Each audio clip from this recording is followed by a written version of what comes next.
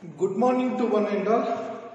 Today, study till yesterday the ecological succession. We know what is ecological succession, what is climax community, what is what is Seaway, what is ninth, and so on. What is primary succession, what is secondary succession. So, talk about the succession. Already we have discussed that primary succession is slow, secondary succession is fast.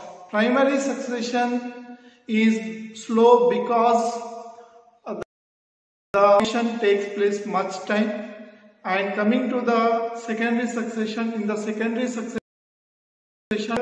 it is fast because already soil is present. Primary succession is first time succession of a living organisms in that seaway or that ecological condition, and secondary succession is second time succession, that is once life existed but ruined.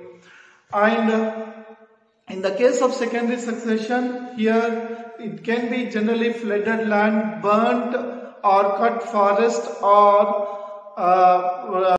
affected area, or new farmlands, or newly constructed dams. Coming on to the primary succession, it can be rocks or newly cooled lava, newly pond and reservoirs. So all these types of successions, when you see a succession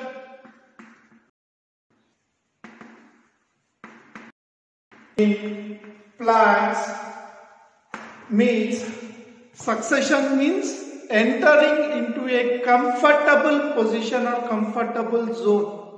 Like when you talk about the succession in plants, there are two types of succession.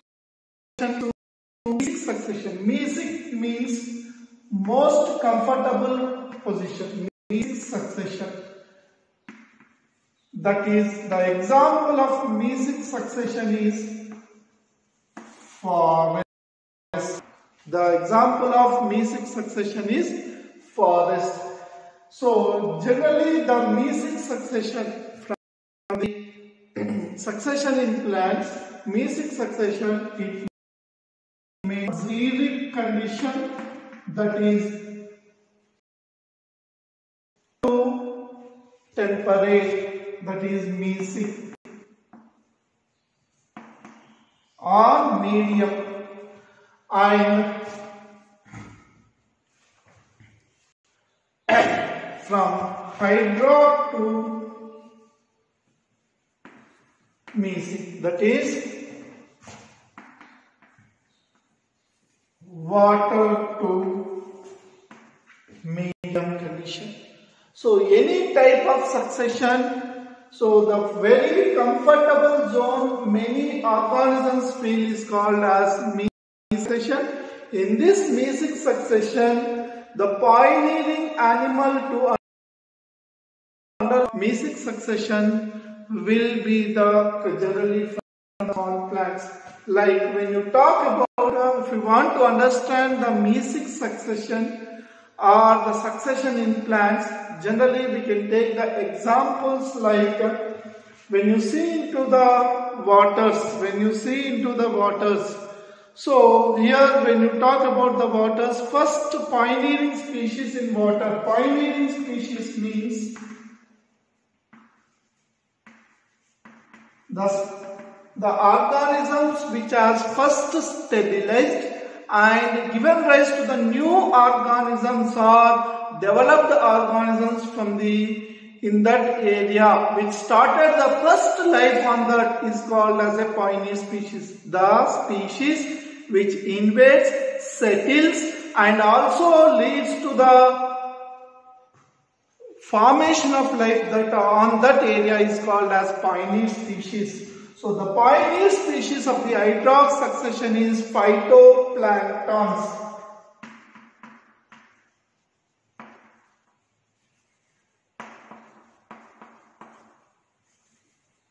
Phytoplanktons, that is generally like algae.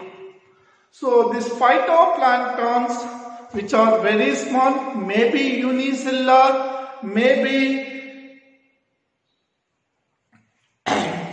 different types of these phytoplanktons slowly in the course of time they start developing into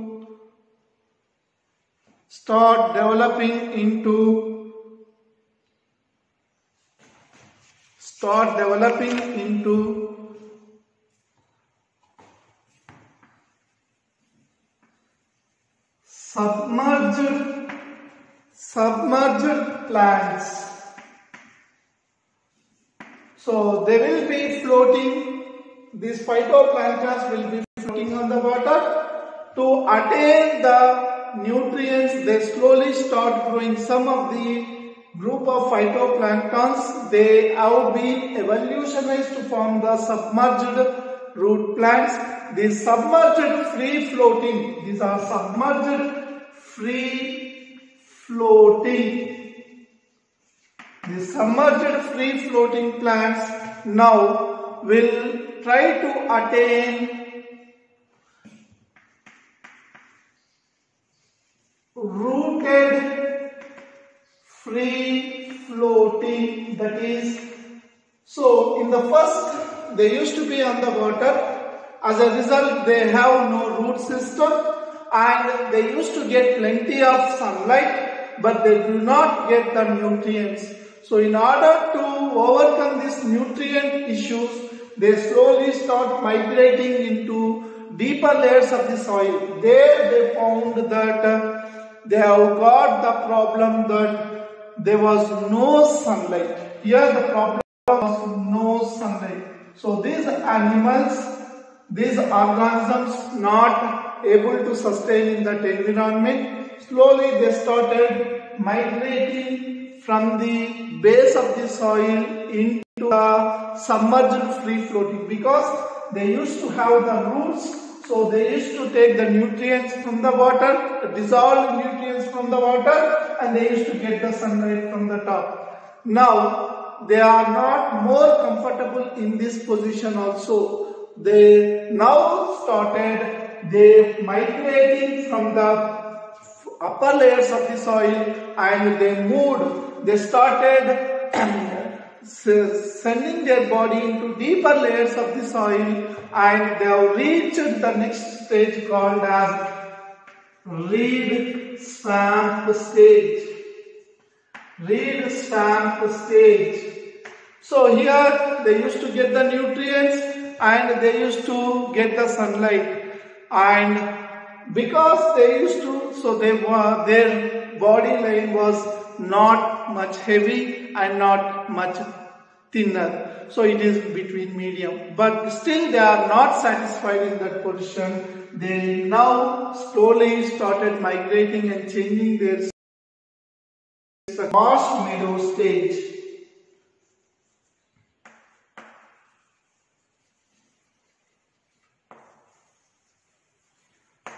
Marsh meadow stages. So from these marsh meadow stages, they later formed the trees.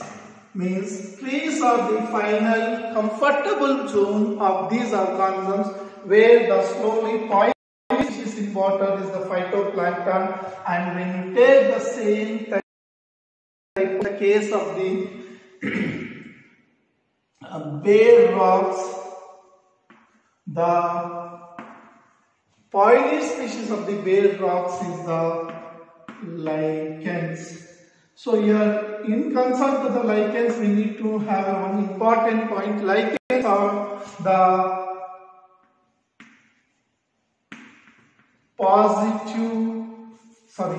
negative pollution indicators.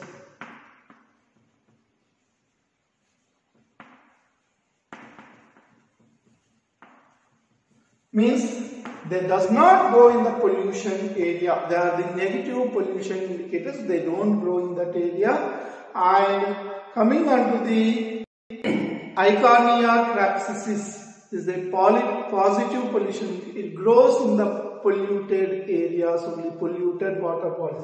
Here coming on to the succession, the phytoplanktons in the course of time they change to submerged plant, free floating plants, and as they are not comfortable positions, they try to change the rooted free floating plants, and these in the course of time they now change to a reed swamp stage where the body was thin, the roots were present, and the head was present over the top of the soil to get all the requirements for their growth. So this stage was uncomfortable. Now they changed to the marsh meadow stage where the expansion of these reed swamp to the marsh meadows in the water.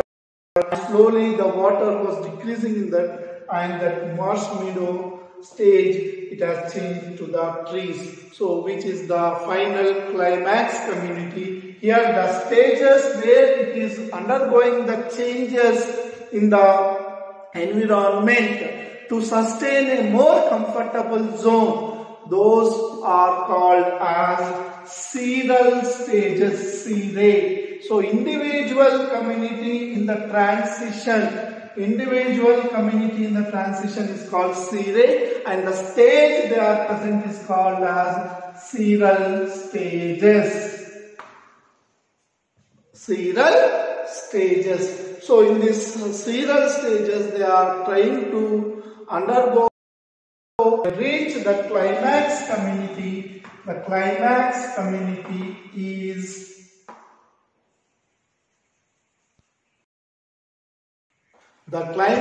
community is the forest where it has reached the comfortable position which is called as the climax community.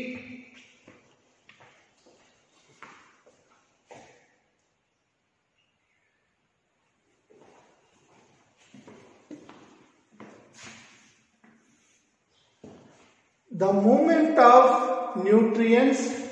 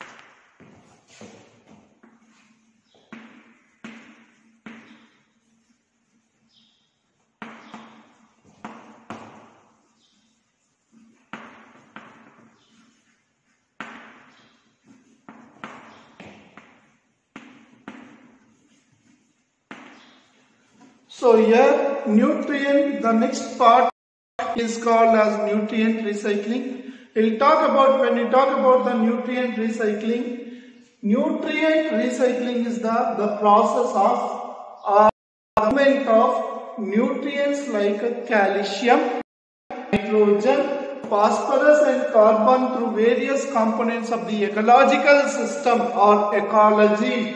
Ecosystem is called nutrient recycling. So generally we know that nutrients are never lost. They will be generally recycled from one form to the other form again and again. So when you talk about the nutrients, means nutrients are the chemical components which are present in the nature, which are recycled again and again, like minerals, salts and other components which are recycled again and again indefinitely, again and again into the soil, into the environment are called nutrients, and generally nutrients are never lost. Nutrients are generally never lost. They will be always recycled. They will be always recycled. indefinitely again and again. So this is the very important point to remember. Generally, nutrients means like the minerals, the salts or the components of the ecosystem which are needed by a living organism to sustain are called as nutrients, and they are generally like calcium, phosphorus, nitrogen, carbon through various components of ecosystem, and the process is called as nutrient recycling.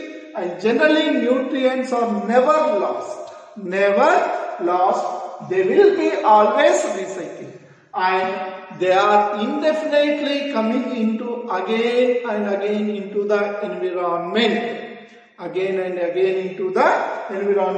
So here the nutrient recycling. Process of nutrient recycling occurs in two phases. Gaseous as sedimentary. Sedimentary means soluble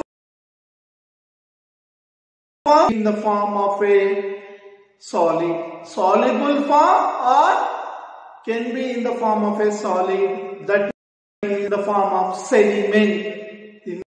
The sediment means precipitate, or it can be soluble or insoluble, and generally in the form of a minute granules.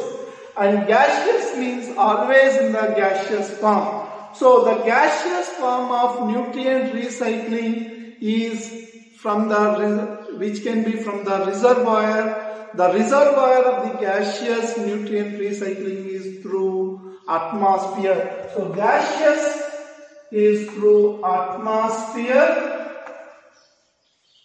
and when you talk about sedimentary, it is through the earth crust.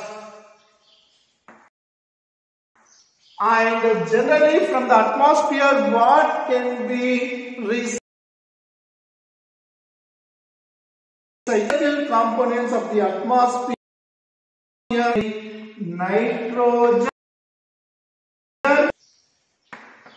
and carbon. So the gaseous nutrient recycling can be nitrogen and carbon. The reservoir of this source is atmosphere. The sedimentary means soluble or insoluble form of nutrients can be from the earth crust. They can be phosphorus and calcium. They can be phosphorus and they can be calcium. So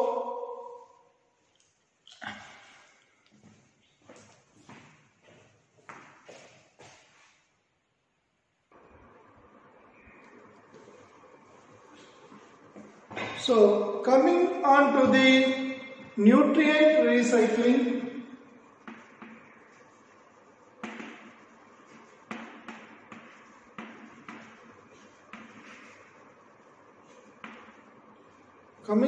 Nutrient recycling. The other name of nutrient recycling is called as biogeochemical cycle.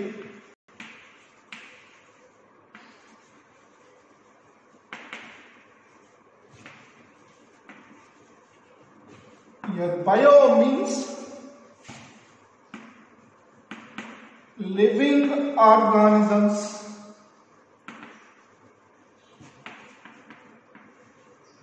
Rocks, chemical, and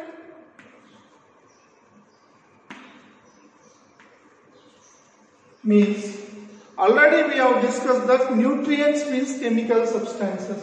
So that will be evolved from the degradation of the living organisms, and that can be from the sedimentary, already we have discussed that, stones, because earth consists of several type of components that are present in the soil, as well as also the source for them is the rocks. So living organisms interacting with the rocks, abiotic components, and the chemicals are released into and they are circulated. So the nutrient recycling is also called as geochemical cycle. So the other of nutrient recycling is also called as biogeochemical cycle. And the reservoir, already we have discussed that for gaseous cycle, the reservoir is atmosphere, and for the sedimentary,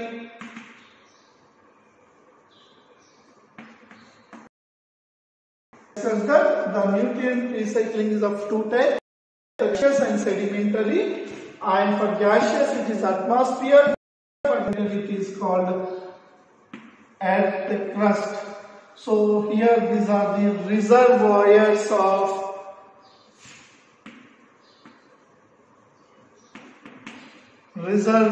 of the nutrient recycling.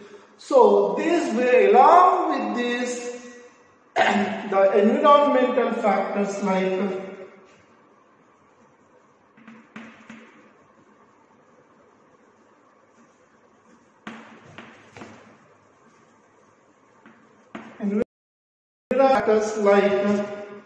soil, moisture, pH, and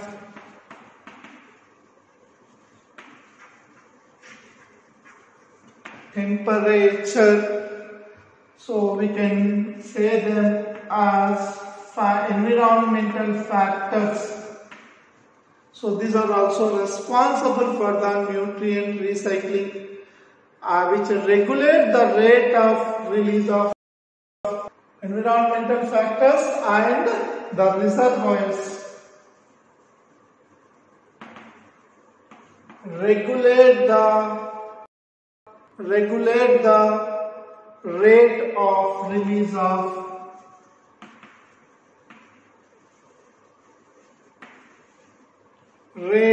release of nutrients. So these are one of the important factors in the nutrient recycling. And the function of reservoirs is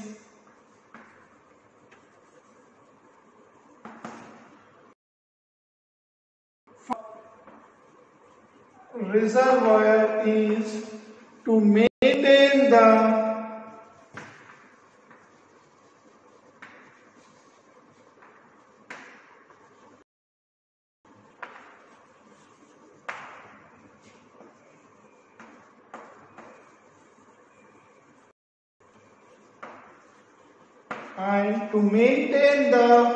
nutrients in the ecosystem and regulate movement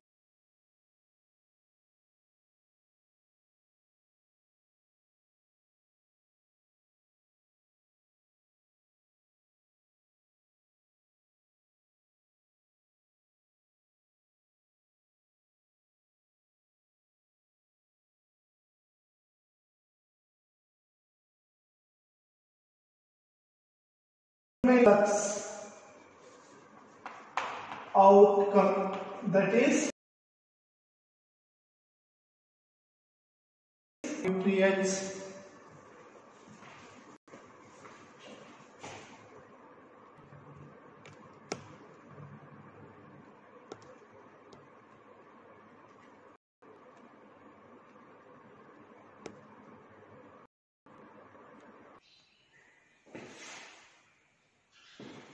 When you come on to the carbon,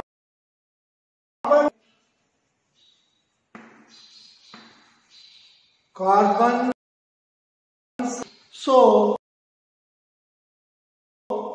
carbon is present in the atmosphere, that is present in the mostly living organisms.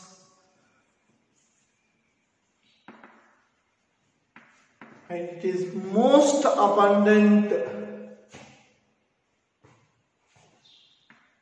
The living organisms consist of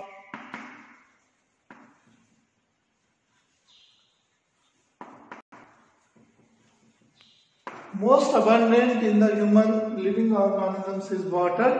Then the second place to the living organism is carbon. Carbon is less present. Water in living organisms is greater than carbon. Is greater than, and generally when you talk about the carbon,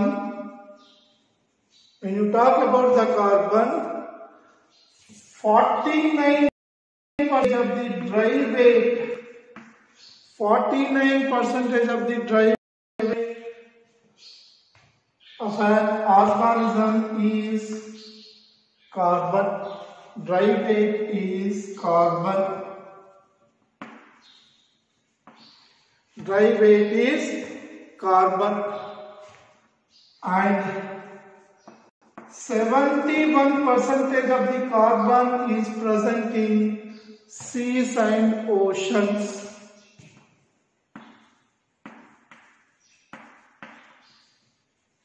Seas and oceans, 71% in the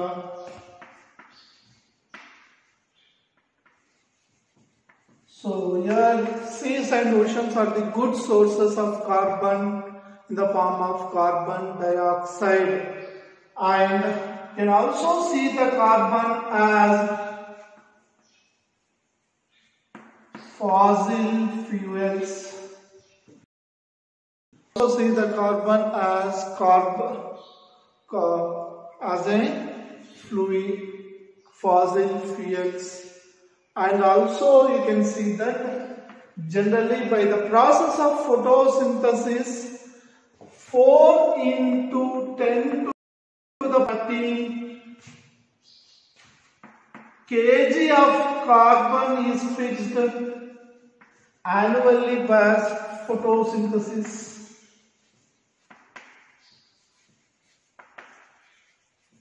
Annually as photosynthesis.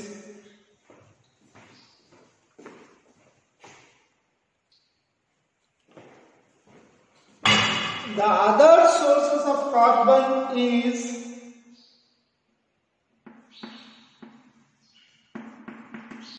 respiration by living organisms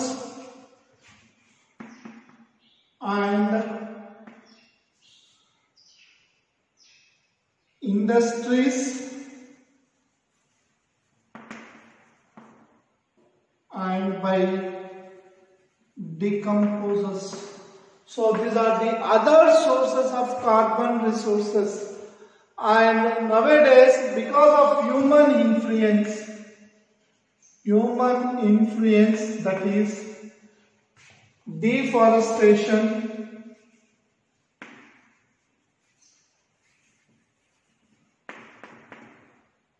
that is cutting of plants, and also excess use of fossil fuels. Fossil fuels are, so the carbon dioxide level, CO2 level and CO level is increasing. So in order to eradicate or reduce the carbon dioxide, reforestation